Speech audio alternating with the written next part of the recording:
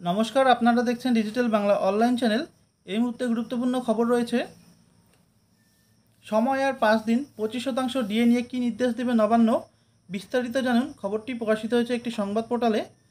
চলতি সপ্তাহে শেষ হচ্ছে সুপ্রিম কোর্টের দেওয়া সময়সীমা। এই সময়ের মধ্যে মুখ্যমন্ত্রী মমতা বন্দ্যোপাধ্যায়ের নেতৃত্বাধীন রাজ্য সরকার মর্গ ভাতা নিয়ে শীর্ষ আদালতের সিদ্ধান্ত কার্যকর করে কিনা সেদিকে তাকিয়ে রাজ্য সরকারি কর্মচারীরা 16 মে দেশের সর্বোচ্চ আদালত ডিএ সংক্রান্ত মামলায় নির্দেশ দিয়েছিল 2009 থেকে 2019 সাল পর্যন্ত যে পরিমাণ ডিএ বকেয়া রয়েছে তার 25% রাজ্য সরকারকে মিটিয়ে দিতে হবে। সেই সময়সীমা শেষ হচ্ছে আগামী 27শে জুন। ওই দিন রথযাত্রার কারণে রাজ্য সরকারের ছুটি ও শুক্রবারের পর শনি এবং রবিবারও সরকারি ছুটি। সেক্ষেত্রে রাজ্য সরকারি কর্মচারীরা মনে করছেন চলতি সপ্তাহে ছুটি শুরু হওয়ার আগেই এ বিষয়ে বিজ্ঞপ্তি জারি করে ডিএ নিয়ে নিজেদের সিদ্ধান্তের কথা জানাতে পারে নবান্ন। সুপ্রিম কোর্টের অন্তর্বর্তী নির্দেশ মেনে এর 25% অর্থাৎ প্রায় 10,425 কোটি টাকা 27শে জুনের মধ্যে মেটাতে হবে। এই সংক্রান্ত বিষয়ে মূল মামলাকারী কনফেডারেশন অব স্টেট গভর্নমেন্ট এমপ্লয়িজের সাধারণ সম্পাদক মলয় মুখোপাধ্যায় বলেছেন, আমরা আশা সুপ্রিম কোর্ট যে নির্দেশ দিয়েছে তা রাজ্য সরকার পূরণ করবে। তবে যদি আগামী শুক্রবারের মধ্যে রাজ্য সরকার এ বিষয়ে কোনো সিদ্ধান্ত নিতে না পারে তাহলে আমরা আগামী শনিবার ইমেল মারফত একটি চিঠি পাঠাবো রাজ্যের মুখ্য সচিবকে। তাতে জানিয়ে দেওয়া হবে যেহেতু রাজ্য সরকার আদালতের দেওয়া নির্দেশ মানেনি, তাই আগামী 7 দিনের মধ্যে ডিএ দেওয়া নিয়ে নবান্ন কোনো সিদ্ধান্ত না নিলে তারা আদালত অবমাননার মামলা করবে।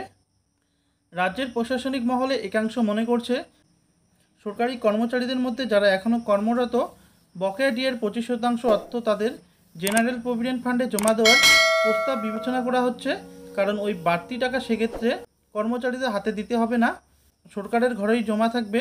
আর যারা অবসর নিয়েছেন সেই সরকারি কর্মচারীদের নির্দিষ্ট পেনশন অ্যাকাউন্টে বকেয়া টাকা দেওয়া হবে। এই নীতি কার্যকর হলে এই মুহূর্তে সরকারের আর্থিক বোঝা কিছুটা কমবে বলে মনে করছেন নবান্নের শীর্ষকর্তারা।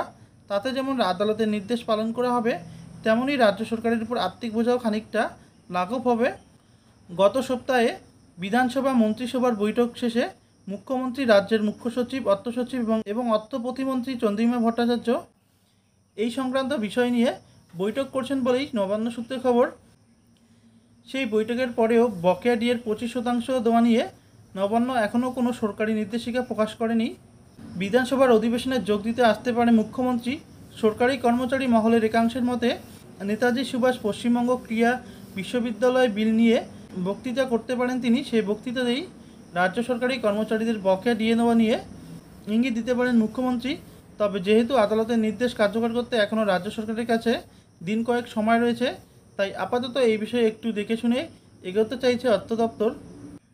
তো আপনারা বুঝতেই পারছেন, খবরটি প্রকাশিত হয়েছে একটি সংবাদ পোর্টালে। সময় আর 5 দিন, রাজ্য সরকারের তরফে কী সিদ্ধান্ত নেয় সেটাই এখন দেখার বিষয়। তো আজকের ভিডিওটি এই পর্যন্তই। পরবর্তী কী আপডেট আসছে অবশ্যই আপনাদের জানাবো। ধন্যবাদ।